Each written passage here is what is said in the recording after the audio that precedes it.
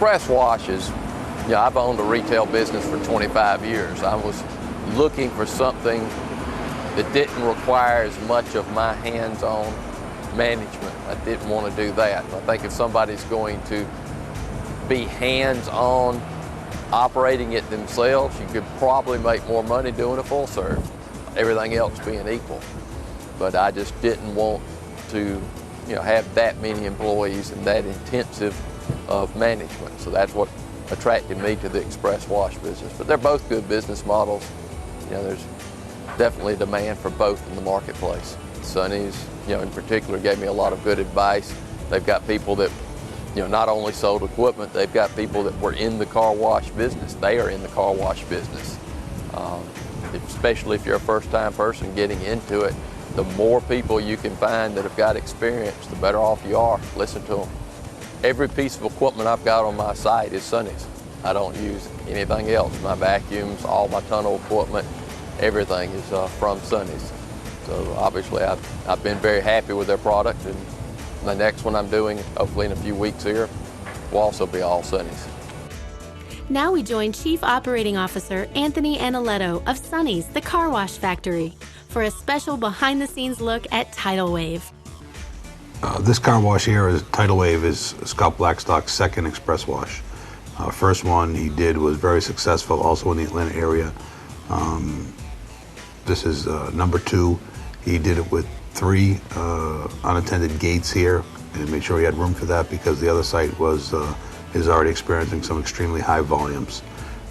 Very simple menu. He's done his traveling. He's looked at the numbers, and he did a 4-package menu starting off at $3, going to $5, $7, and then $10 with everything. He also does something a little bit different than some of the folks, that he does turn off and on some of the cleaning equipment, especially the high pressure components with the different washes. So you'll see as you watch some cars go through where not all the high pressure is running because it's just a basic wash. And that's where a lot of the money is, in running those pumps and running the water. But he does have a lot of redundant equipment. He does give you the high pressure on the wheels. He just gives you more when you buy the top packages to ensure clean. Over here you can see the downhill slope coming into the car wash, so it's easy for the attendant to load.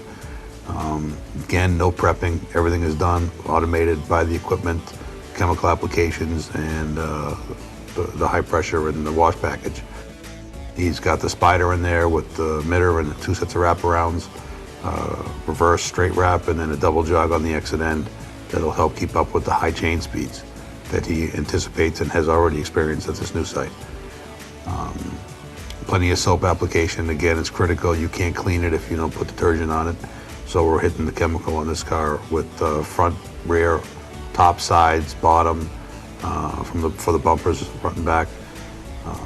Foaming shower heads, foaming CTAs, plenty of lubricity on the cloth so that the car is always being cleaned or agitated in each one of the steps.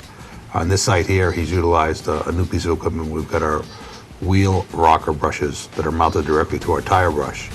Does a great job at helping to loosen up the dirt in and around the wheels and the wheel wells.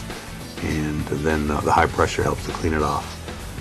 For him, it's been great. We do this with a single brush on each side. He went a little bit further and put 2 brushes on each side. And basically it just follows the width of the car because of the tire brush and pushes it back and forth. The area supplier did a lot of his own things with some of the detergent applications. They're also a rep for a chemical company, so they've done some of their own things that they believe is better to apply chemical detergents. And they just keep as long as you do the right applications with every chemical supplier has got something that's going to get the cars clean and dry. And again, he's incorporated here both MicroClean, NeoGlide, and cloth. Here you can see the Omni working to clean the wheel wells, but the spinner's not on, the mirror blast is not on, neither is the top Omni. And those items come on with the next packages up. So he's still cleaning the car thoroughly with the basic wash, but doing a lot more work to it to give it more show and more value in the top packages. The nice wide open tunnel, big windows on the driver's side, so you get visibility to the street. Plus, you get a nice open, bright atmosphere for the customer, who then is in the vehicle. In here, he's got a set of spinners down by the rinse area to help rinse the wheels and rocker panels. He wanted all the soap and wax out of the door jambs. At the high chain speeds, everything changes. His other site, he's had some incredibly high volume months, not just days, where the faster you move the car, it's harder to do the rinsing. So he has taken this one and put everything in it that he believes he needs to put out a clean car at 60 cars an hour up to 150 cars an hour. And they do those cars, and he does do a very good job at it. Over here, he's got the tire shine you saw, and a number of blowers in different positions trying to make sure that they can drive the car at those speeds. And they've positioned them and played with them and come up with their own configurations, trying to make sure they hit every corner and groove of a small car like a Mini Cooper up to a full-size Expedition or Excursion. And that's the trick. It takes a little bit of time to get it where you want it, but when you do, the results are great and the customers are happy. Outside, he's got canopies on one side of the property and open vacuums on the other.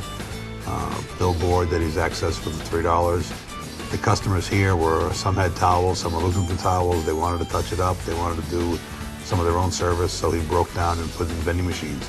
He figured if they were going to bring them with them, he might as well make money on them and sell them to them. Again, they're open 7 days and 8 to 10. They played with the hours at the beginning and kept pushing them up a little bit more every night, and they kept washing cars. So now at 10 o'clock, I think that's where they'll stay. And you go see the cupola on top, something to add attraction to the building, and the sign tells the message. Not hard to figure what that says at 40 miles an hour.